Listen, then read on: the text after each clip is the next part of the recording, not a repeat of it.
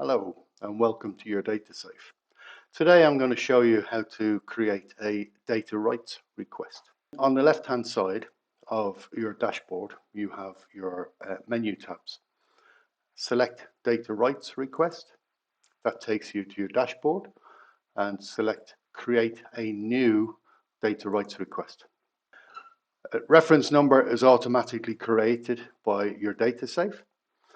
On your email that you've received, or letter, or telephone call you've had from the data subject asking for one of their data rights to be enforced, fill out their name, their telephone number and email address, their home address or work address, whatever they have provided you with, and their country where they live, and what data right request they've asked for.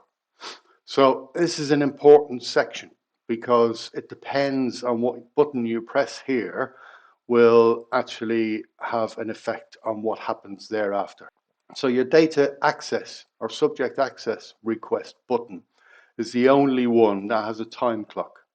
So in Jersey, we have 28 days to respond to a subject access request if there's no extension.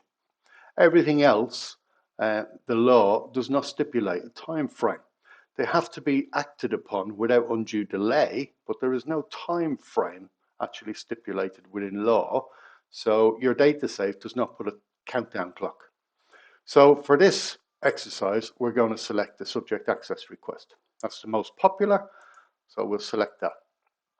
Here we select the time and the date that the request was received into the office or by the person that's filling in this form.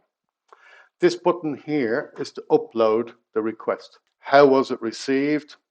So this tells your data governance team it was received by letter, or it was received on a contact form on the website, or verbal over the telephone, or you met the person in the street and they asked you.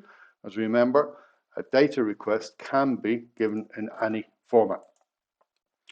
Who received the request? It might not be the person who's filling this form in. Yeah, it can be any member of staff. The law is very broad on this. The time and date that it was passed to your DPO or your data protection lead or whoever's in charge of data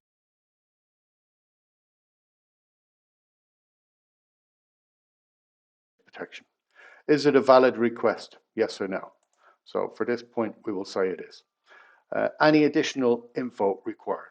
So the law says we have to be assured of the person's identity. So if you know this person and you're happy with their identification, select yes. Okay. Put in the notes section here why you're happy with their identification. You've seen their passports. Have you taken copies of them? Check the policy and procedure.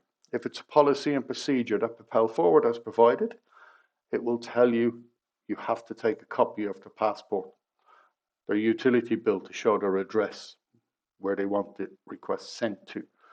Yeah, upload it into here. Yeah. If additional information is required, write down what's needed. So we need additional information. We need passport. We need photographic identification. So for this example, we're going to say no additional required. Identification of requester is verified. Yes. Time and date, it's verified. This is important because this is when the clock starts. As soon as we put down that today at 9 o'clock, their identification has been verified, that's when the countdown clock starts for the 28 days response. Is there an extension required? No. Your data governance team will make that decision. Okay, and then select save. As soon as you select save, it will put the data subject access request on your dashboard, and your data governance team will be notified. And that's all you need to do to complete a data subject access request. No more. Your data governance team will fill out the rest. Okay, thanks very much for your time.